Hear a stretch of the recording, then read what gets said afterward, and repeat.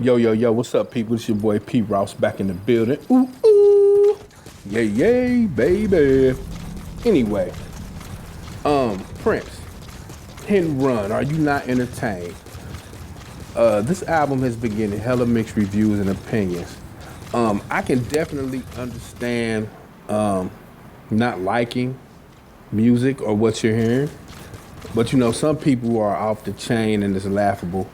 Hit and Run as a project is not all that bad to me. Is it the best Prince release ever? Hell no. Is it the worst? I don't think so. The album does have some very, very strong points and some weak points. Older fans of Prince and his music, I can understand. Being 33 years in the Prince game, we have had to follow this guy and all of his musical changes and styles and whatever came along with that. For me, Prince tries to adapt with what's current. You know, let's take the 80s, which a lot of people think he was on the forefront of music with classics like Dirty Mind, Controversy, and the greatest Prince album of all time, 1999, Parade, Around the World in a Day, Sign of Times, and his biggest seller, Purple Rain. Creating new sounds, he was definitely good for that. That actually a lot of artists in the 80s tried to adapt to themselves. Some did it well, and as you know, some didn't. This for me, the 80s was his most creative and inspiring years because each album in the 80s had a different style and sound, which is why I think he stood out in the music world. Now, when you talk about Hit and Run, a lot of people are not liking the album because of this particular sound. He's coming too.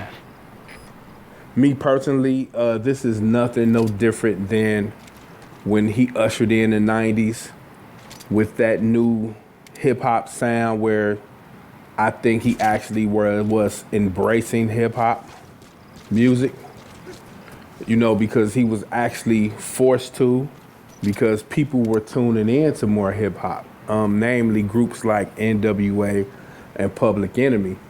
And like a lot of 70s and people who were grown in the 80s didn't necessarily like that sound. I'm not saying all people, you know, but some people that were older than me did not embrace Prince and rap.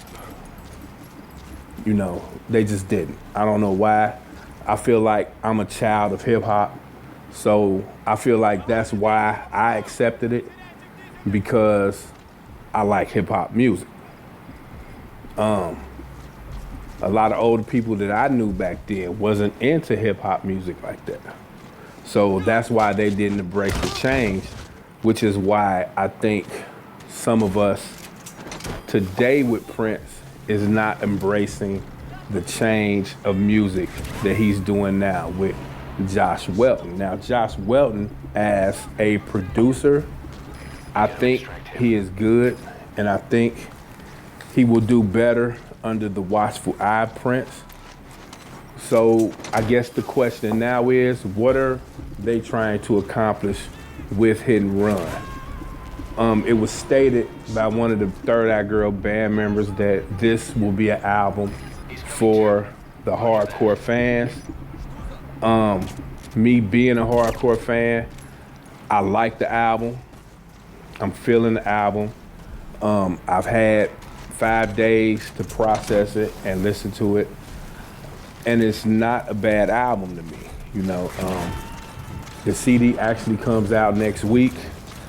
You know, and I know a lot of people who bashing it, they're gonna go out and buy it anyway. You know what I'm saying? I always suggest to people that you support the artists that you like so you could keep getting music. And it's just amazing that Prince is still making music, considering that the decline in record sales in which he's been having. A regular artist just couldn't do that, y'all. A regular artist just couldn't sell 66,000 copies of an album and expect to make another one the next year. It's just not happening. You know, but Prince is still able to make music and give us what we want. Again, Hit and Run. It's not a bad album. Is this change for Prince? I think it is. A lot of people suggest that he's using a lot. They've used a lot of Pro Tools with this album, which I can almost agree. But ask yourself, is this anything more different than what you hear on the radio? I know some of the shit on the radio is garbage. I know it is. And Hit and Run compared to some of that shit, Hit and Run is like walking into a gold mine.